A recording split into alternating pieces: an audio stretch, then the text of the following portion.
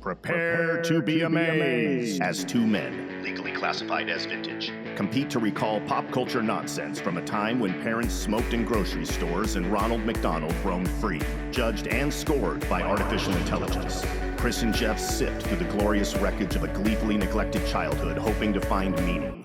Nice pull, because if we don't remember this crap, you know damn well someone's gonna try and reboot it and make it way worse.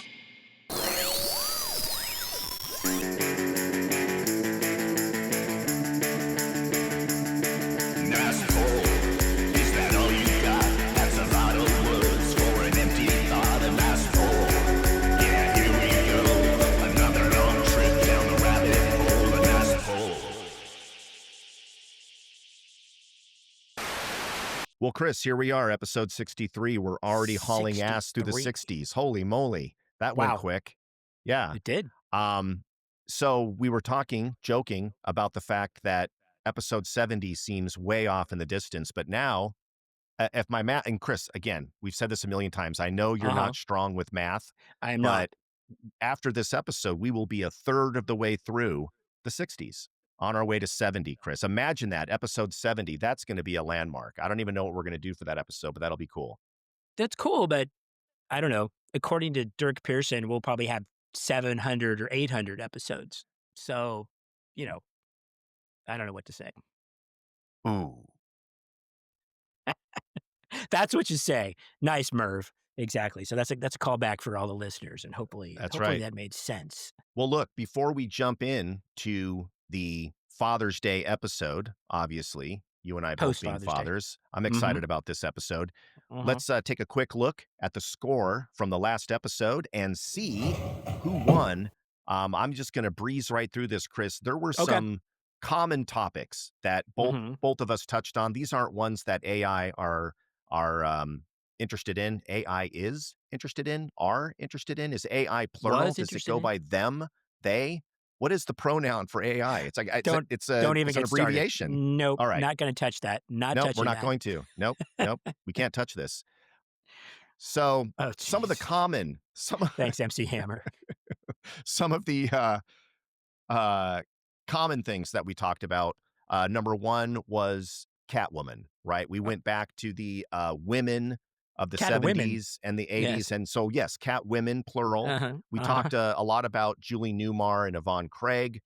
We talked about a really weird PSA spot that had Yvonne Craig about to save Batman and Robin from near death. But first, she wanted equal pay. Yes. We talked a lot about, we did Eartha Kitt and Lee Merriweather as shout outs in the Catwoman world for that role. Yes. And you even mentioned the other one from the movies, right? Right. What's her name from Grease Part 2? Well, we had Michelle Pfeiffer and there you go. And we had all that stuff in there. Yeah. Sure. Zoe Kravitz. Yeah. Sure. Very good. We talked about other iconic women back then, which would be your Mary Tyler Moores and your Lucille Balls. We talked a lot about all the different things they did for television behind the scenes with their own production companies. Pioneers. Twilight. Hugely inspirational and also instrumental in getting a lot of shows off the ground, including The Twilight Zone and Star Trek, to name a few. Yes. We talked a lot about your favorite and my favorite, Barbara Eden and I Dream a Genie. Yes. And again, these were some of the more common topics, right, that we kind of shared. We did some stuff on Ginger Grant and Tina Louise. So beyond that, you and I pulled some scores that were individual to us, okay? And so let's just jump right in here to Jeff's polls. I love this guy. Look at this. My Living Doll, right? That was a very obscure reference. That was our girl, Julie Newmar, in a one-season show that was all about having a girl who's a robot. Go figure. I also made a reference when we talked about I Dream a Genie.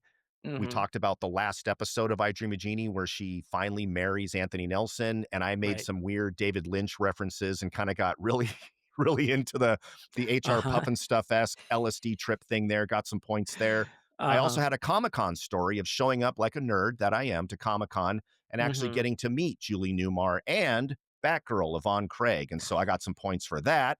And I also did a Catherine Ross poll. You also did, but Catherine Ross as Butch Cassidy and the Sundance Kid, That Mhm. was well, she wasn't Butch Cassidy or the Sundance Kid. She was their No. mutual love interest in that. Right, right. And that got me some points. Plus, Yvonne Craig used to be a ballerina and had a bunch of dancing and ballet experience. Mhm. Um, or maybe not a ballerina so much as just a dancer, but something like that. Mhm. I had a Mhm. crazy idea for a Gilligan's Island spinoff that would involve just Marianne and Ginger and the professor. Apparently, AI really liked that. It loved my Roger Healy rant, where I was just Uh-huh. speaking for every man that wanted to, you Mhm. know, have Uh-huh. Genie all to themselves as Roger Uh-huh. Healy. I guess AI was impressed with that. And then, of course, we both talked about the fact that Eve Plum and Tina Louise famously did not want to be part of the after party for these shows, joining up with these crazy variety hours and return Mhm. to Gilligan's Island and all that. So Yes. I did make mention of the fact that, on day 4 of Coachella, Eve Plum's Veto and Not My Ginger are going to be playing Yes. at those shows. Yeah. Yeah, yeah. So there you go. But Chris, you did really great. You had a whole bunch of polls here. Not only did you mention the Richard Diamond TV show, which I've never heard of in my life, where Mhm. Mary Tyler Moore actually appeared on that show, I think as his secretary, you said, and all R you saw were her legs. Do I have that Yes. correct? Yes. I believe Okay. she was a dancer. I think it's the whole dancer thing. I think there's a common thread there. But yeah. And you were just a human IMDb, right, as you normally are. But you mentioned that Catherine Ross, of course, was on Stepford Wives, along Mhm. with Tina Luis, right? Mhm. You Mhm. mentioned that Tina Luis also appeared on Dallas. You knew about Mhm. Harper Valley PTA, which of course is a Mhm. decent poll for Mhm. Barbara Eden. You also knew that Yes. Julie Newmar was on Fantasy Island, and she was also Mhm. on Buck Rogers, and Yvonne Craig was on Wild Wild West. Yvonne Craig was on Man from Uncle. Jesus Mhm. Christ, Chris. And you also made some pretty fun comments, or at least brought up the fact again that Eve Plum and Tina Louise, again, famously did not Right. want to be part of having these roles be their whole life and get typecast forever, right? So, Didn't work. I don't think it worked, but nice no, try. I don't think it did. I think the damage had already been done. Yes. Um, Yes. and I did not mention this in the last episode, and I'm gonna have to get her name, but there is an actress that played Jan Brady in the movies, right? In the remakes of the Brady Bunch movies. Oh, And oh. dude, she is one of the funniest character actresses I have ever seen in my life. Mhm. I didn't think you could do a funny Eve Plum impersonation, but it's always Marsha, Marsha, Marsha. It's Right. just, she was so good. And she goes Uh-huh. into this like insane sequence in the car in one of the episodes or in one of the movies. Uh-huh. And she's just having this complete mental breakdown freak out. We always got the sense that Marsha Brady, excuse me, we always got the sense that Jan Brady was a little bit off, right? She Just she literally had yes. a yeah, yeah. The All middle right. sister. Again, without further you know what, I'm gonna go Uh-huh. ahead and add up these scores. Let's take a Uh-huh. look in the liquor cabinet at who won the last episode of Nice Poll. Here we go.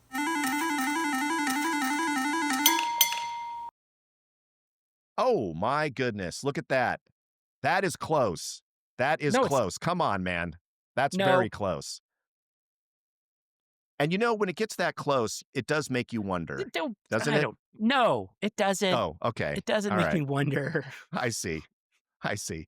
Well, for those It of you that are doesn't. listening in and you haven't joined us on the old video screen yet, if you're not watching the show, Chris pulled out 542,961 points for all those polls. And his best friend Jeff got 582,582,304. Uh-huh. 582,304. So only a 40,000 point difference. I don't know if AI Only. hears Only. us talking about this part right here, but it does seem to want to punish us a little bit by making it super It super close does. and It yeah. does.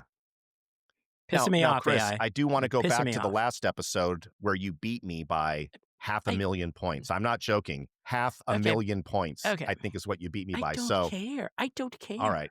You can I take a don't little care. spanking on that one. Sorry. All right. Fine. Well, hey, look, the past is the past and I'm not going to dwell. Mhm. Yes. That's a lyric, isn't it?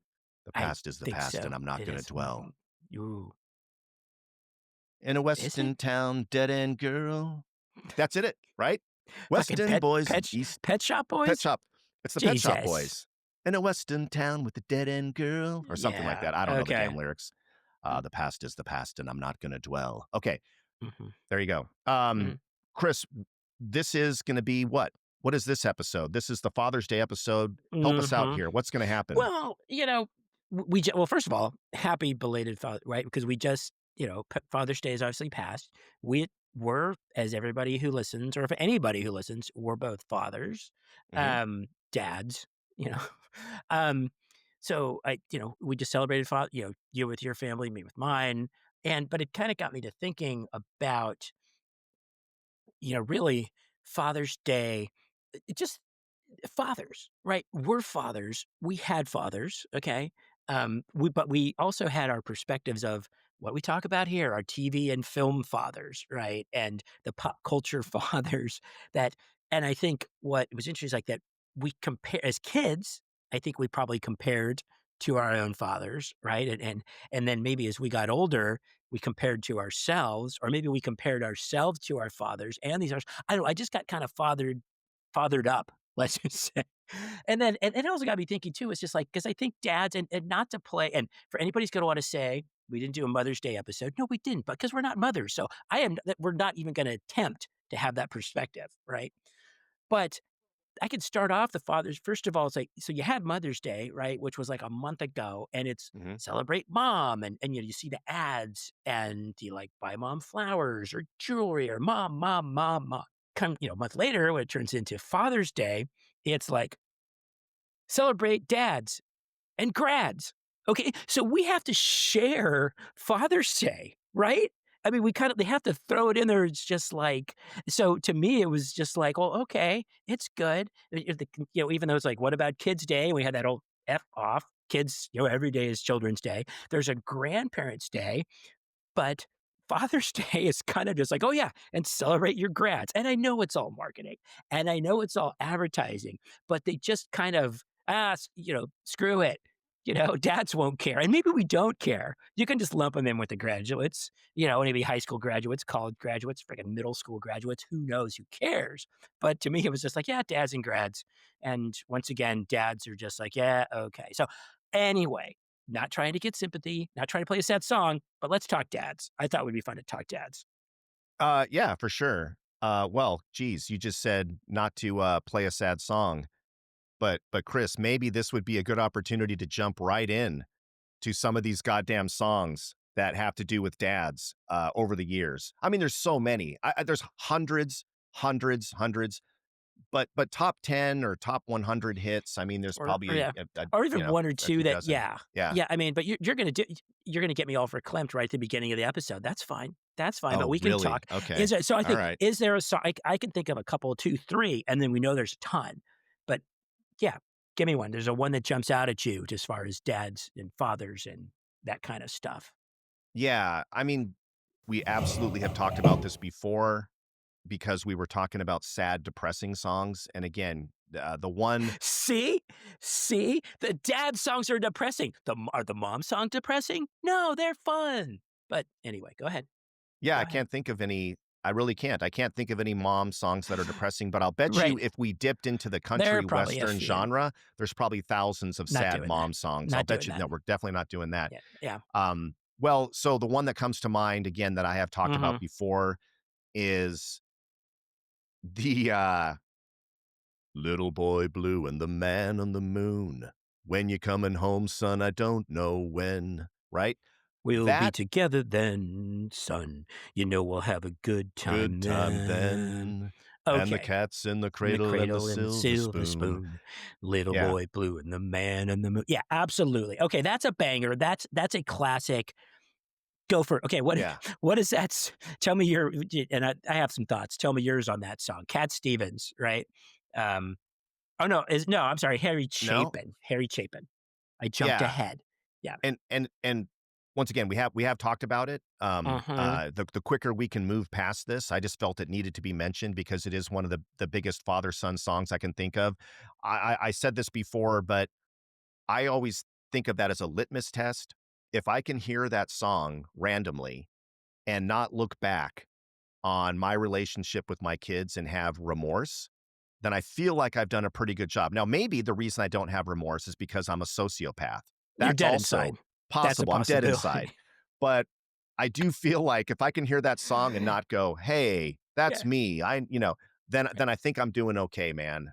Right. And so I can't really listen to that song all the way through. I do have to kind of change the Uh-huh. channel. That's not what happens anymore. Chris, by the way, on a side note, do you actually listen to radio in your car, like traditional radio, where it's like an AM or an FM station? Is that even possible? Yeah, if Do they I'll listen have to a little radios? I'll listen to a little sports radio, yeah, but other than Okay. that, no. But for the most part, no, I'm hooked up to a streaming service 95% of the Okay. time. So, All right. um, I'm glad we clarified that. I know you don't. I know you don't watch broadcast television. You haven't seen a commercial since, I don't know, 2019, at least Commercial? What broadcast. See, what are okay. those? Oh, I see. Okay, but no. Yes, my cat's in the cradle. Yeah, is it maudlin? Is it sad? Is it manipulative? Can I even say manipulative? All those things. Does it resonate? Does it Yeah. Because ultimately it's a it's a fable where the dad doesn't have time for his son in all of these instances, and then at the end the tables are turned, and guess what? The son doesn't have time for dad, and it's just like, "Oh, shit." So it's just like so I get it, and I think we have had those moments, right? I've had moments, like, where we've told our kids we were too busy, or Mhm. not right now, Yeah. or tomorrow, or, something like that, or "God damn it, leave me alone." And it's a little extreme, but, I mean, I think so we've all had those moments. So I think that song comes from a very true space, and, so, yeah, so it's I get it. It's a tough one to get through Yeah. because it's kind of it's like a walking, talking, living cliche, which are, hey, in cliches do have a little bit or a big foundation of truth. So anybody that's been a dad, anybody that's ever told their kid, "Not now," um, you can relate. So it's a banger. It's a classic dad song. But yeah, do you like put it on repeat? No. Do you don't even listen to it all the way through? Do you The only sing reason you along? would put that on No. repeat is if you were Uh, trying to get the courage to jump, okay. right? That's then you might have it on repeat. Come on, Maybe. Jeff, you can do Yeah. this. You can The do last this. the last song he listened to. Um, Yeah, well, it's funny that's because, right. I there's one that think again, and I jumped the gun, with, uh, basically that I mentioned, Cat Stevens, and it's called Father and Son, and the same thing. It's actually sadder in that regard. It's very good. It's acoustic, but it's a father at the end of his life telling his Okay. son, all giving him advice. Someday you'll get married and all this stuff. So then you're thinking, oh God, this kid is kind of young because the kid's not even married. So this is maybe not even an old man or whatever. So Father and Son by Cat Stevens, Mhm. to me is just like, okay, I hear that song, but here's the thing, Jeff. I will listen to it all the way through Mm. because to me it's still kind of it's maybe because I'm not dead or on the verge of death. It's still it's almost like a instruction book to like make sure that I'm thinking in that terms. Maybe it was I didn't even know the timing of it. It's the response to Cats in the Cradle, but that one, okay, sticks out. And then there's one last one, and I just have to throw it in because again, it fit into the '80s, and with some of the bands. There's a song called "The Living Years," okay, by Mm. Mike and the Mechanics, Oh, okay, wow. Really? and Mike and the Okay. Mechanics, who Mike Huh. Rutherford, who was in Genesis, okay, so it Yep. was kind of his spinoff, his solo Mhm. side project. I think it was Mike Rutherford, and there's a line in there about I wasn't there that morning when my father passed away, and that's a song where it's like, it's slam the brakes on. That Yeah. one's like a gut punch because unfortunately I feel that I can relate to it and Mhm. but then to be able to speak to that and to put that in a song, I'm Mhm. guessing it's real. I'm guessing it's a real story. Um, Probably. Yeah. but, um, So, yeah, there's a lot of songs out there about dads. I don't know if you have any other that stick out. There's some fun ones, Papa Was a Rolling Stone, where dad was, like, really cool, well, cool in the sense that he was a little bit unreliable, but, I don't know if there's anything else that jumps out at you as far as dad songs go. No, because ever since you said Mike and the Mechanics, my brain was reeling to try to remember that one hit song that was on MTV, and now I remember, "All I need is a miracle, all I need is you," right? Dun Something like that. mhm. Yeah. Very good. Nice, All I need excellent is a pull. miracle. All I All I need. I don't need. know. Anyway, Yes, I'm probably off exactly. key there, but I remember they were trying to get something and they're trying to get to the guy owed somebody money and he was running Mhm. around throughout the entire video trying to Right. and wasn't the guy that was in that video the guy that also played Veruca Salt's dad? Yes, yes, and they had, Thank like, a you. van. They, like, I think their van I was think broken so. down, and they were trying Yeah, to get to yeah. a gig.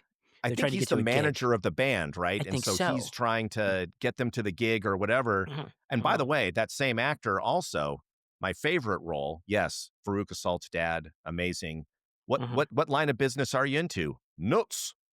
Um, but all right, Wonka, how much for an Oompa Loompa? But Yes. the better role that he was in with was in a movie with Michael York and Richard Mhm. Chamberlain and a whole bunch of great actors called The Three Musketeers.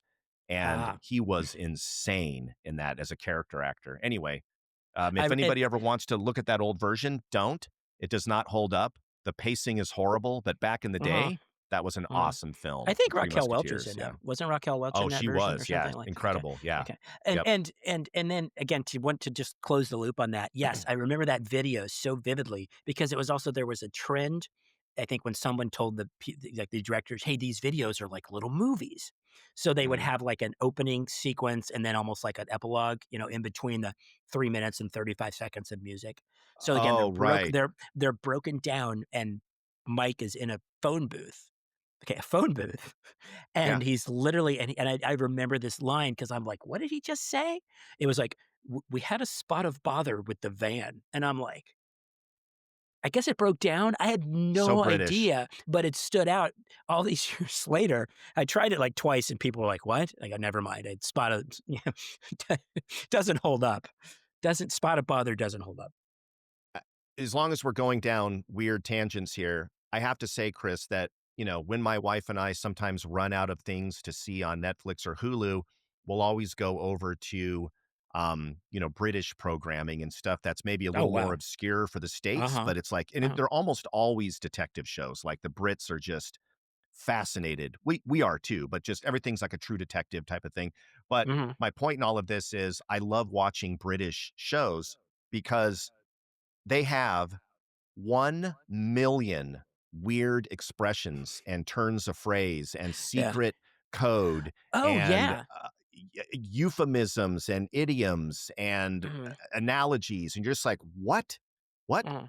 Well, that's the poof that made the bloppa," it's like, "What the Mhm. hell? Well, that's the bread that made the spotter blink." "What? Mhm. The bread that made the spotter blink? The fuck does that mean?" And then I start looking it up, and, you can't keep up because in every episode, there's 200 of those. How as a Brit do you even memorize that many? How do you even get those into your lexicon? It's, like, insane.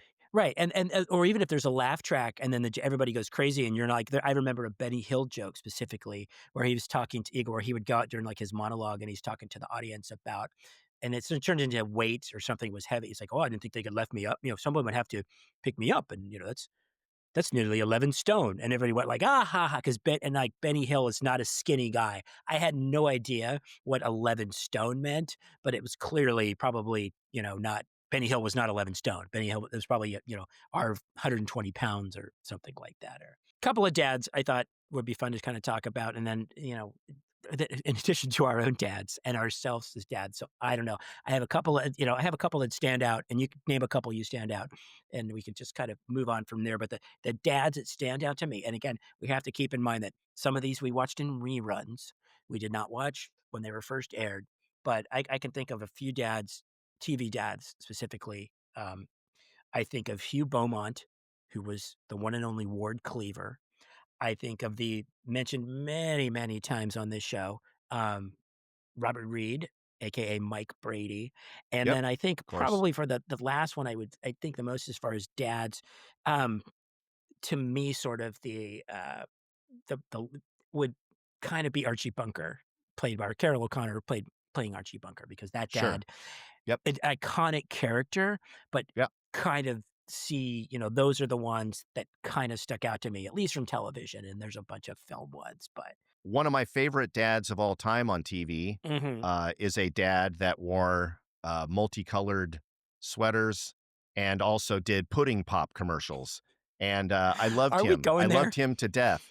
Are And we now going there? I just like Voldemort, I will not speak his name, but it is so weird in your brain to Yes. occasionally be reminded of someone, right? And go, "Oh, hey," and you think of a good memory, and Uh-huh. then it immediately gets buffered, right? Or it Mhm. immediately gets hit with this wall of like, "Oh, wait, hold on a second," right? So, it's always weird, when that person just keeps popping up in my mind randomly, and you have to go, "Oh, shit, that's right. Wow." So let's move on from that. Um, I'm gonna go in opposite direction. There Okay. were many dads, of course, that I Oh, loved. so Hugh many. Beaumont, Yeah. loved Hugh Beaumont. I thought, Right. of course, Mike Brady, great. Archie Mhm. Bunker. Once I was old enough to understand what that was, that the whole Mhm. thing was to be making fun Right. of bigots and Mhm. racists, Once you got the joke. then Uh-huh. it made total sense, and I saw the genius of it. I didn't get it at first as a kid. It didn't make any sense to me. But I'm gonna go the opposite direction, Chris. I'm gonna talk about the dads that bugged the shit out of me, that I Okay. did not like. So one of them, and boy, am I gonna get some hate mail here. I'm gonna get people really upset, is Michael Landon. I did not like him. I'm sorry. I know. It's Okay. sacrilege. It is absolutely No, sacrilege. Now, it's don't get me not. wrong. He's a good-looking man. I get Mhm. why women or younger women would go, "Wow, he's awesome."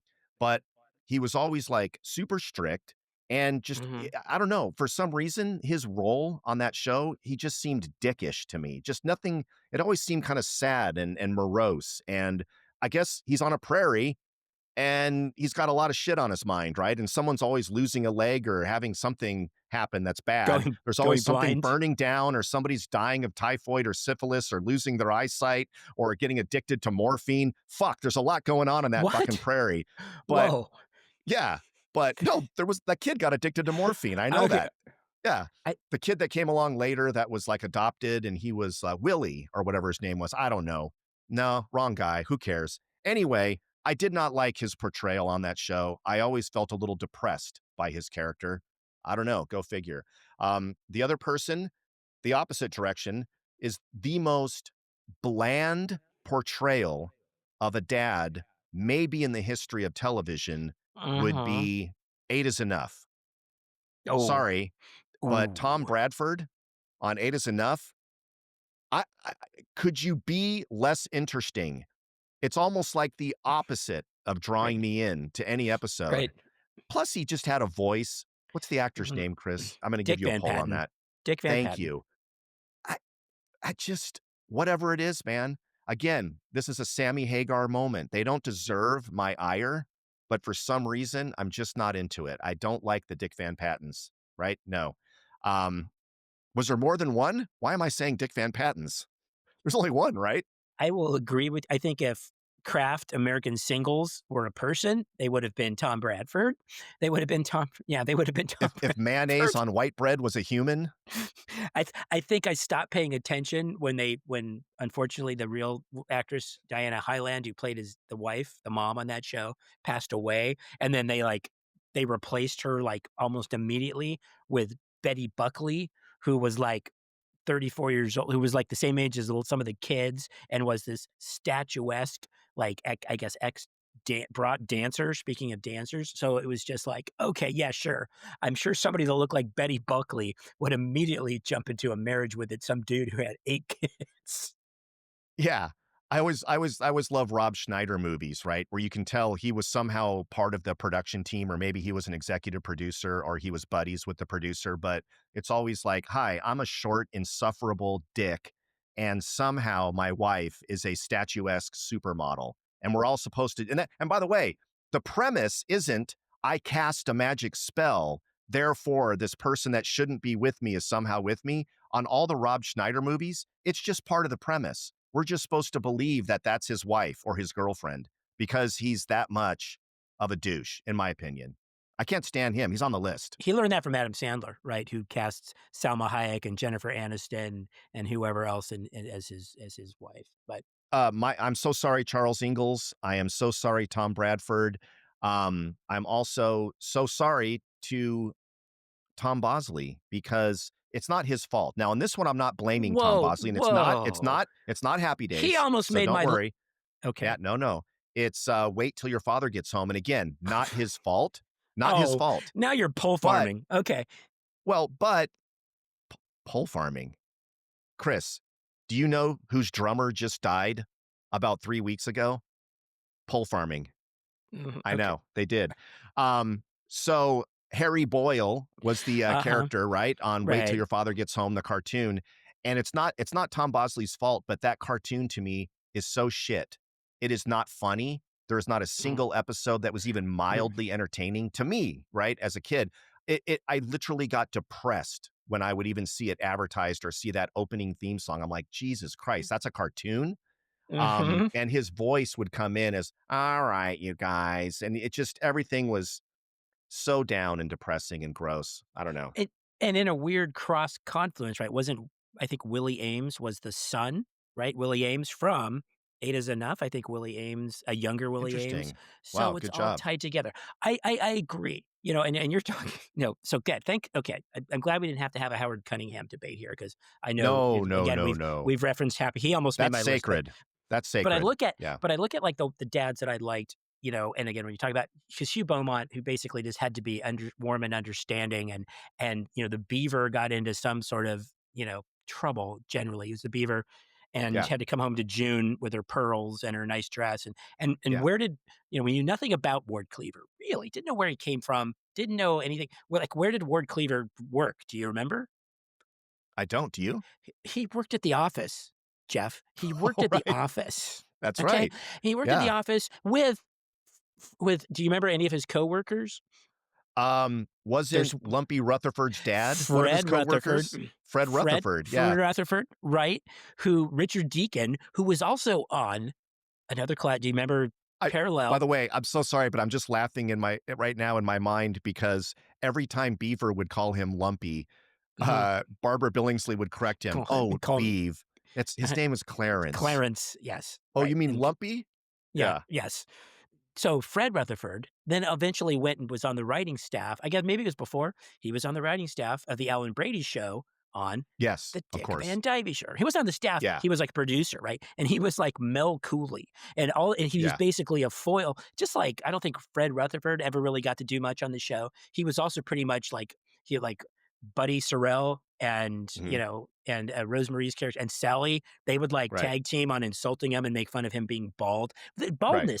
bald jokes I guess started a lot Huge. longer than we thought, right? God So forbid you were fat and bald. Those are the right, 2 biggest things that right, are gonna get you right, into a roast and right. get you into real big Right. trouble. And it always made me Yeah, wonder too, because like Buddy and Sally, which were such, 50s, 60s names, I always kind of thought maybe there was something going on between those two, even though I think yeah, Sally was single, but Buddy's wife was Buddy's wife Pickles showed up every now and then, but just so they could take shots at Mel. But anyway, way off the topic. So you had Hugh Beaumont, you had Mike Brady. Now we knew what Mike Brady did, right? What did he do? architect. He was an architect. He even had like a den where he did work. He was like a original home office guy, What he right? didn't have was anywhere on that blueprint for more than 1 bathroom for 6 kids. That was my favorite part. So at least we knew a little bit about him, and then we did know it's like, man, he good dad. It's the blended family takes these women. It's he was all good. There was never any issues really based on the fact that the family was blended, and Mike Brady all along good guy. Eventually grew his hair out a little bit and got that fro going, and then Archie Bunker, who like you said we didn't know at the time was really a parody. Carol O'Connor was like a very super liberal guy in real life. Archie worked down at the plant. Okay. I think the plant showed up every now and then, Of and course he did. eventually he bought Blue collar. eventually Yep. yes, Yep. he drove a cab and then owned a bar, Okay. Kelsey's Bar. Gotcha. Right. So, all of those things Wow. so we knew all those things about those dads, and, you know but, to me, it was about and I don't know if you did this, and hopefully, again, we're not even gonna touch the guy who wore sweaters, and we're not even gonna touch the guy on the prairie, and we're not even gonna touch the vanilla guy with 8 kids and a hot younger wife, but did you ever look at those dads and compare them to your dad? Um, not really. The closest that I kind of did a comparison just because my dad was such a huge fan of this actor, and we just talked about the show, is Dick Van Mhm. Dyke. Okay. Dick Van Dyke, I think everybody wishes, well, I'm everybody, and anybody that grew up back then, especially if you grew up in the 50s, right? But Mhm. Dick Van Dyke just always seemed like, and he's alive today and just the greatest guy ever. You'll notice Dick Van Dyke is never involved in any controversy. He's just a sweet, great Oh, guy. Dick Van he And rules. and can you imagine having a dad that's a comedy writer and just Mhm. is so nice and lovable and Yeah. goofy and fun? And so I Mhm. always thought he would be the greatest dad ever, in my opinion. But Mhm.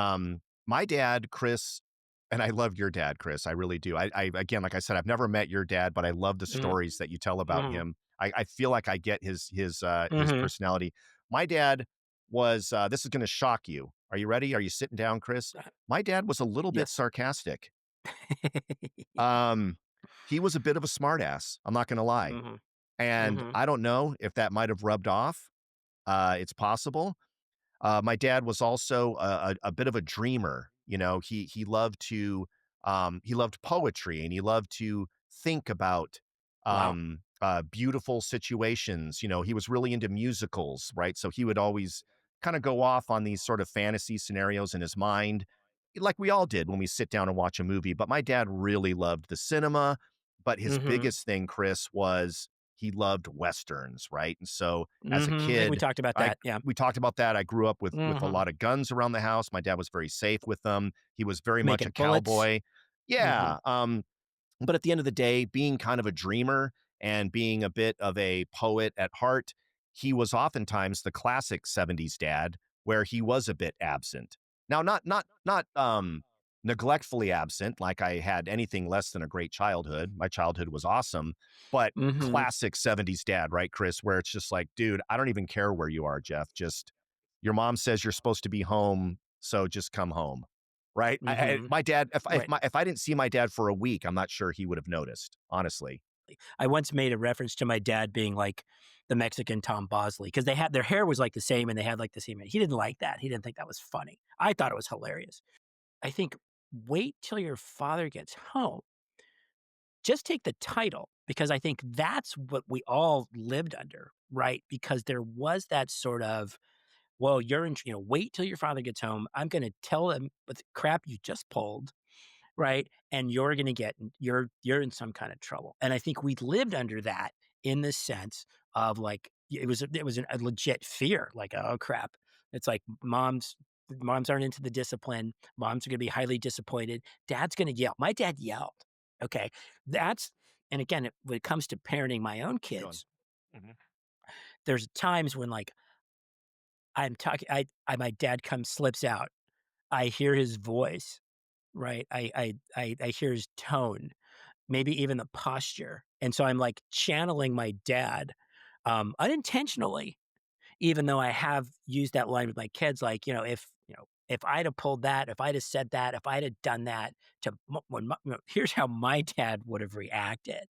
So even though I think we learned a lot and we get to see all these other things as dads, but man, it's just like, I do feel that it's unintentional. So it's like, I'm going to be like my dad today. But it kinda creeps up on me. I don't know, but I mean, do you Yeah. feel the same way? I mean, I Yeah. I have a lot of dad isms. I Mhm, started writing them all down. My dad was big on catchphrases and okay, and saying little jokes and turns of phrase. Right now, they weren't all things that he had made up himself, but there's just so many. He passed away when I was 23, so I mhm, didn't get a ton of time with him. But mhm, when I was young, It sounds like the beginning of a song, right? Like, it is, right? It's a song. It's got to be. When I was young, Yes, that seemed yes, that yes. life was so blah blah blah. Okay. A miracle. Okay, sorry. Okay. I, Oh, I went into Supertramp. Supertramp. Yeah, I went into Good Supertramp all of a lord. sudden. Yeah, sorry. My dad gave me some really essential skills, like, he taught me how to make a multitude of cocktails at a very young age. Hmm. He taught me how to grill just about anything. I Hmm. could never fix anything, which he really hated, even when I got, like, my own first house and everything, and eventually I don't know if I ever told you this, is like, when I became an adult and had my first house, and then from that point on, every birthday or Christmas, he would get me, like, a tool. But so he taught me your basic kind of things, but I think what he taught me, mistakes he thought he had made, and he wanted me to learn from them. So, Chris, as a huge treat, as something that I am just so excited about, I'd like Mhm. to open up that liquor cabinet one more time because you know that we have a guest in there, somebody Mhm. that was part Oh, of a yeah. very, very famous nuclear family, pardon the pun, but everybody, this is Billy Mumy, who famously played, and we've talked about this many times, right? Um, Mhm. uh, Characters on the Twilight Zone, right, where Yes. he had the ability to do anything he wanted with his mind, and it was pretty Mhm. funny because all of the adults around him are like, "We love you very much. You're a good Yeah. kid," Right. and he would Right. wish them into the cornfield, right? Yes. Um, and of course, his most iconic role was Mhm. young Will Robinson on Lost in Space, right? From the Robinson family. And of course, Mhm. his dad in that show was Guy Williams, who Mhm. was a super fucking cool dad. Talk about a cool dad. Your dad is Mhm. literally the captain of a spaceship, and he's going to take you into the outer reaches of outer space But he in a gets lost. goddamn flying saucer. He But he does, gets but it's Dr. Smith's fucking fault that that happened. All right. So okay. let's go back to that. Maybe he was a typical dad that didn't wanna ask for directions, right? Dr. So I think Smith, that, yeah, fuck Dr. everybody Smith. knows from Lost in Space that because Dr. Mhm. Smith, who was trying to get away from people, stowed Mhm. away on the ship, the weight balance was all off and they hit an asteroid belt. And that's what caused the original problem. Everyone knows that. I don't want to bore your audience with what And we already know. right. But I think he was actually, in addition, all these qualifications, I think he was on an episode of the Brady Bunch. Um, yep. Yeah. also, he wrote comic books, and then I think leading up to and then he's had a band. So, Yeah. if there's anybody right up the nice pull alley, so to speak, Yeah. wheelhouse, Billy Mumy, Billy Mumy. Yes. Billy Mumy. It's actually Mumy, Mumy. I'm sure that Mumy. poor guy gets tired of people saying mummy. I said mummy for years. It's only one Yes. M. And speaking of music, yeah, my buddy Barry reminded Mhm. me that Billy Mumy is in or has recently been in a band called the Cowsills, which actually has one of the Bangles in it. So yeah, Nice. he's also the one that did the novelty song back in the day, Fish fish, heads, roly roly poly poly fish fish eat heads, them up, fish head, yum. eat 'em up, Yeah, yes. I'm from Dr. Okay. Demento. But Mhm. why am I saying all of this? Well, there was Why, an Jeff? episode of Lost in Space that I saw when I was a kid, and Billy Mumy and his sister, Judy Robinson, right? They are sitting at a Mhm. campfire and they are on some desolate planet in the middle of nowhere. Billy Mumy actually picks up an acoustic guitar in that episode and, I might say, sings with a really good voice, right? Oh. Mhm. So both of them kind of harmonize and they sing Sloop John B, the Mhm. famous Beach Boys song, My Grandfather and Me, right? So Mhm. I didn't get it at the time. I didn't understand the relevance of that song, but obviously that song is all about going on this horrible trip where it was supposed to be the sailing adventure with him and his grandfather and everything just goes to shit and now Mhm. they're lost at sea or whatever's happening. I never understood the relevance to the show Lost in Space, but of course it's very poignant to sing that song. But anyway, as a kid I'm like, "Holy crap. That guy's really young and look at him. He's playing that guitar and he's singing." Mhm. So I went ahead and, with your permission, Chris, we contacted our buddy Billy Mumy and asked Mhm. him if he wouldn't mind reprising that little moment. So, you know, let's take a look real Mhm. quick here at our buddy Billy Mumy giving us a flashback to that episode of Lost in Space, plus, Chris, Yes. plus a bonus that he Ooh. did for us, which Ooh. brings a tear to my eye. Okay. All right, here we go. Hey, Jeff and Chris from the Nice Pull podcast. It's your pal Bill Mumy. Yeah, we come on the sloop John D. My grandfather and me around Nassau town we did roam, drinking all night, got into a fight. Well, I feel so broke up, I wanna go home. So hoist up the John D sails, see how the mainsail set. Call for the captain ashore, let me go home, let me go home. Wanna go home, yeah, yeah. Well, this is the worst trip I've ever been on.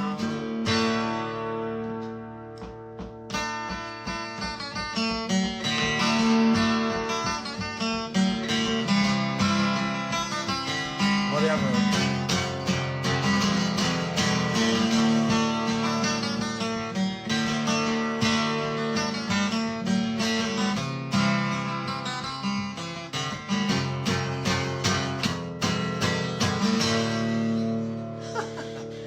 Well, you guys, this 55-year-old Martin D45 had never played the theme song from Lost in Space before, but it has now.